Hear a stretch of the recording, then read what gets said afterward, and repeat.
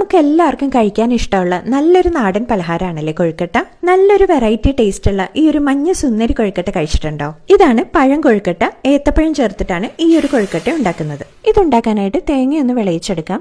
ഉരുക്കിയ ശർക്കരയിലേക്ക് തേങ്ങ ചിരവിയതും ഏലക്കാപ്പൊടിയും കുറച്ച് നെയ്യും കൂടി ചേർത്ത് നന്നായിട്ട് വരട്ടിയെടുക്കാം. എന്നിട്ട് സ്റ്റവ് ഓഫ് ചെയ്ത് ചൂടാറി കഴിയുമ്പോൾ ഇതുപോലെ ഒന്ന് ഉരുട്ടി ബോൾസ് ആക്കി വെക്കാം കേട്ടോ.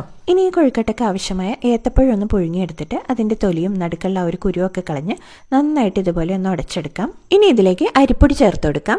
ഒട്ടും പൊട്ടിപ്പോവാത്ത നല്ല സോഫ്റ്റ് പെർഫെക്റ്റ് കൊഴുക്കട്ട ഉണ്ടാക്കണം എന്നുണ്ടെങ്കിൽ നല്ല അരിപ്പൊടി തന്നെ വേണം. അതുകൊണ്ട് തന്നെ ഞാനിവിടെ മദേഴ്സിന്റെ അരിപ്പൊടിയാണ് എടുത്തിട്ടുള്ളത്. ഈ അരിപ്പൊടി ഉപയോഗിച്ച് കൊഴുക്കട്ട മാത്രമല്ല അപ്പവും ഇടിയപ്പവും പത്തിരിയും ഒക്കെ പെർഫെക്റ്റ് ആയിട്ട് ഉണ്ടാക്കിയെടുക്കാം. മദേഴ്സിന്റെ എല്ലാത്തരം പുട്ടുപൊടികളും മസാലപ്പൊടികളും പായസം മിക്സും ഒക്കെ മാർക്കറ്റിൽ അവൈലബിൾ ആണ്.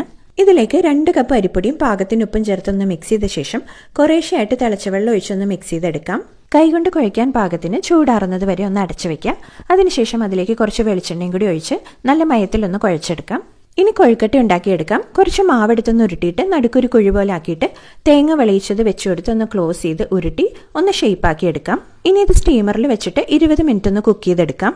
അപ്പോഴേക്കും നല്ല പെർഫെക്റ്റ് ആയിട്ടുള്ള ഒട്ടും പൊട്ടിപ്പോവാത്ത നല്ല സോഫ്റ്റ് പഴം കൊഴുക്കട്ട റെഡി ആവും കേട്ടോ. ഇതുവരെ കൊഴുക്കട്ട ഉണ്ടാക്കിയിട്ട് ശരിയായിട്ടില്ലെങ്കിൽ മദേഴ്സിന്റെ അരിപ്പൊടി കൊണ്ടൊന്ന് ഉണ്ടാക്കി നോക്കൂ.